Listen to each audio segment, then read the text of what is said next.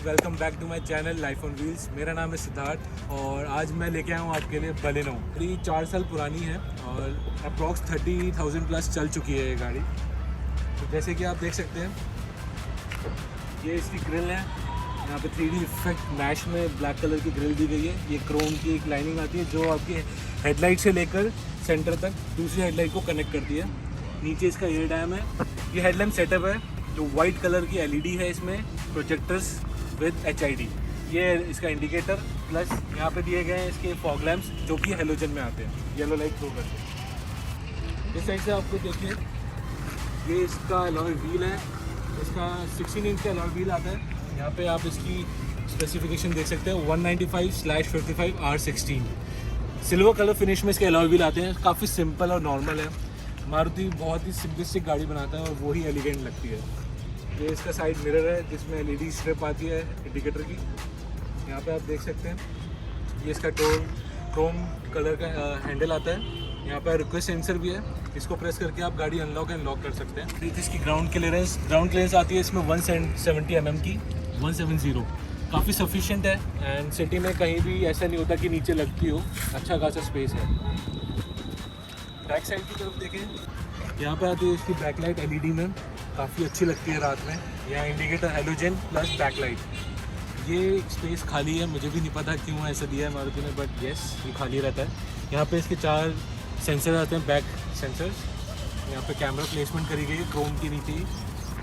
Then इसके rear defoggers plus rear wiper. यहाँ पे रिक्वेस्ट सेंसर दिया गया है जिससे कि आप बूट को भी ओपन कर सकते हैं। कुछ ऐसा इसका बूट स्पेस है।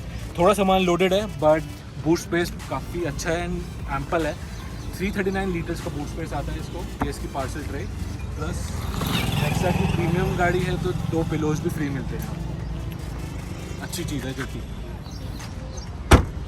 तो चलिए अब अंदर की तरफ देखते हैं कि इंटीरियर में क्या क्या है। प्लस यहाँ पे आप देख सकते हैं कि इसका एंटीना भी दिया गया है। एक मारुति की मुझे काफ़ी अच्छी चीज़ लगती है जो कि इसका प्रोज भी हैं, जो कि टिंटेड ग्लास आते हैं इसको UV कट रेस के साथ। इसमें आपकी जो सनलाइट है वो अंदर फिल्टर होके जाती है जिससे कि कैबिन काफ़ी कूल रहता है और गर्म नहीं होता। यहाँ पे आप देख सकते हैं सिल्वर फिनिश में इसको हैंडल दिया गया है। यहाँ पे इसके चारों पावर विंडोज़ हैं। ये इसका लॉक एंड अनलॉक डोर के लिए। प्लस यहाँ से आप इसे लॉक भी कर सकते हैं विंडो को कि कोई भी विंडो डाउन ना कर पाए। यहाँ पे आप देख सकते हैं इसका साइड मिरर्स के एडजस्टमेंट्स हैं ऑटोमेटिक। यहाँ पे इसे प्रेस करेंगे तो बंद हो जाएगा, अगेन प्रेस करेंगे तो खुल भी जाएगा। अब जो 2019 में बलेनो अपडेट होके आई थी उसमें ये फीचर आपकी की से भी आता है। अगर आप गाड़ी को लॉक करेंगे तो वो अपने आप ही फोल्ड हो जाते हैं और अनलॉक करेंगे और गाड़ी ऑन करेंगे तो अनफोल्ड भी हो जाते हैं। यहाँ पे आप देख सकते हैं एक 1 लीटर बॉटल का स्पेस दिया गया है। प्लस आप यहाँ पे अपने सामान भी स्टोर कर सकते हैं। ये आप देख रहे हैं कि बिल्ड क्वालिटी शो करता है, काफ़ी लाइट है। ये इसका एक नेगेटिव पॉइंट भी है कि मारुति ने बिल्ड क्वालिटी बिल्कुल नहीं दी है। ये इसकी सीट्स हैं, काफ़ी कंफर्टेबल सीट्स हैं। साइड में आपको हक करके रखती हैं। और यहाँ पे इसका एडजस्टमेंट दिया गया है सीट का, ये आप ऊपर और नीचे कर सकते हैं। प्लस रिक्लाइन के लिए भी यहीं पे एक हैंडल है। यहाँ पे पुश बटन दिया गया है। यहाँ पे इसकी parking sensor of and on की कर सकते हैं एंड यहाँ पे हेडलाइट एडजस्टमेंट है। चलिए अब आपको गाड़ी अंदर से प्रॉपर्ली दिखाता हूँ। तो मैं अब आपको दिखाता हूँ इस गाड़ी को अगर जब आप ऑन करते हैं तो कितनी आवाज़ आती है इंजन से। बिल्कुल कोई नॉइज़ नहीं है। कितना रिफाइंड इंजन है मारुति का और कितने पुराना इंजन है। काफ़ी टाइम से चला आ रहा है ये इंजन और इसमें 1% की भी आवाज़ नहीं है। यहाँ पे आप देख सकते हैं कि इसका एक 7 इंच का इंफोटेनमेंट सिस्टम है, टच स्क्रीन सिस्टम। और ये MID दी गई है जहाँ पे आपको मतलब इन्फॉर्मेशन शो करती है। इस साइड आप देखेंगे ऑटोमेटिक AC कंसोल है एंड ये आपका ग्लोव बॉक्स अच्छा खासा डीप है, सफिशिएंट है, इनफ स्पेस दी गई है। यहाँ पे इसका टैकोमीटर, यहाँ स्पीडोमीटर। यहाँ पे आप देख सकते हैं इसकी रेंज कितनी है एंड साथ ही साथ और भी चीज़ें देख सकते हैं आप। यहाँ पे ये स्पीड का, यहाँ पे टाइम यहाँ पे टॉर्क और पावर जब आप ड्राइव कर रहे होगे तो कितना प्रोड्यूस कर रही है गाड़ी। एंड सेम यहाँ पे आप देख सकते हैं म्यूट का एक बटन दिया गया है, modes, volume, forward and backward का भी ऑप्शन है। एंड यहाँ से आप अपनी कॉल पिक कर सकते हैं, ड्रॉप कर सकते हैं। और यहाँ पे वॉइस रिकॉग्निशन भी दिया गया है। काफ़ी अच्छा लगता है। इस पूरा डैशबोर्ड आप देख सकते हो, बहुत ही अच्छा एंड प्रीमियम फील देता है। साथ में आपको मैं दिखाऊं सनवाइजर्स। बहुत अच्छी बात है कि ड्राइवर साइड पे भी सनवाइजर विद लाइट दिया गया है। बहुत अच्छी चीज़ है कि मारुति ने कोई कॉस्ट कटिंग नहीं करी है। जहाँ पे मुझे लगता है मारुति थोड़ा सा बैकवर्ड है वो ये है कि बिल्ड क्वालिटी थोड़ी सी कम है। यहाँ पे आप देख सकते हैं इसका ऑटोमेटिक रियर व्यू मिरर जो अपने आप ही डिम करता है अगर आपकी लाइट आती है पीछे से। तो यहाँ पे 2 लाइट्स दी गई हैं, हैलोजन ही है। और पैसेंजर सनवाइजर भी काफ़ी वही सेम ही है लाइट के साथ, वैनिटी मिरर। यहाँ पे आप अपने कुछ सामान को स्टोर भी कर सकते हैं, प्लस इधर आप अपनी बॉटल्स और ग्लासेस को भी रख सकते हैं। अच्छा खासा स्पेस है। नीचे आप देखेंगे तो यहाँ पे 12 वोल्ट का सॉकेट दिया गया है और यहाँ पे USB एंड ऑक्स की प्लेसमेंट है। ये इसका गियर नॉब है, 5 स्पीड का गियर बॉक्स आता है इसमें। यहाँ पे भी आप अपना कोई सामान स्टोर कर सकते हैं लाइक की एंड वॉलेट। ये इसका हैंड ब्रेक है, क्रोम के साथ इनबिल्डिंग हुई है इसमें। ये इसका आर्मरेस्ट है, आर्मरेस्ट में भी हल्की बहुत स्पेस है। थोड़ा बहुत पेपर वर्क ही यहाँ पे स्टोर कर सकते हैं, बाकी इतना डीप नहीं है ये। यहाँ पे भी एक लाइट प्लेस करी गई है सेंटर में, पीछे रियर पैसेंजर्स के लिए। बहुत अच्छी बात है कि पूरा कैबिन ही लिटअप रहता है अगर आप सारी लाइट्स ऑन कर देते हो। ऐसा कुछ गाड़ियों में होता है कि फ्रंट में लाइट दी जाती है बट सेंटर में या रियर पैसेंजर्स के लिए कोई लाइट नहीं होती, तो वो कैबिन को काफ़ी डार्क भी रखती है। यहाँ इसके ट्विटर्स आते हैं, डोर्स में स्पीकर्स हैं, 4 स्पीकर्स प्लस 2 ट्विटर्स। बहुत अच्छी साउंड क्वालिटी है इसकी। ये इसका डैशबोर्ड क्लीन एंड सिंपल। ये स्टीयरिंग दिया है। तो मैं आपको पहले अपनी वीडियो की स्टार्टिंग में बता रहा था कि स्टीयरिंग का इशू था। आपने काफ़ी रिव्यूज़ देख लिए होंगे अभी तक तो बलिनो के, बट ये एक लॉन्ग टर्म रिव्यू है।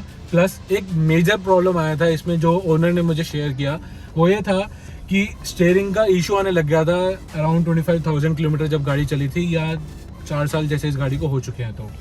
तो ये 2017 मॉडल है बलिनो का, 2017 अल्फा मॉडल।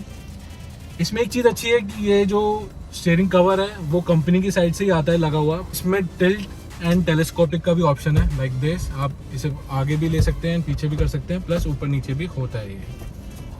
सो उसमें क्या इशू ओनर ने शेयर करा था कि स्टीयरिंग में काफ़ी हार्ड हो गया था, मतलब बिल्कुल चिपक के चल रहा था। प्लस अगर आप गाड़ी को टर्न करते हैं तो जो नॉर्मली स्टीयरिंग वापस आता है वो वापस नहीं आ रहा था। गाड़ी बिल्कुल लाइक स्टीयरिंग अगर मैंने कट किया है तो कट ही रहेगा, वो वापस आ रहा था। जो कि हमने फिर जाके मारुति में शेयर किया। तो मारुति का आपको पता ही है एक वाइड सर्विस नेटवर्क है एंड रिलायबिलिटी बहुत हाई है मारुति की। तो उनकी साइड से हमें काफ़ी अच्छा उनका सर्विस मिला हमें। उन्होंने जैसे ही हमने उनसे शेयर करी ये प्रॉब्लम, उन्होंने कहा कि नो प्रॉब्लम, आपकी ये वारंटी में ही इंक्लूड करके रिप्लेस हो जाएगा स्टीयरिंग का कॉलम। वैसे हमने ये चीज़ देखी थी कि अक्सर काफ़ी सारे मारुति ओनर्स बलिनो ओनर्स को ये प्रॉब्लम फेस करनी पड़ी थी। 2017 का जो भी बैच था बलिनो का उसमें ये प्रॉब्लम आई थी।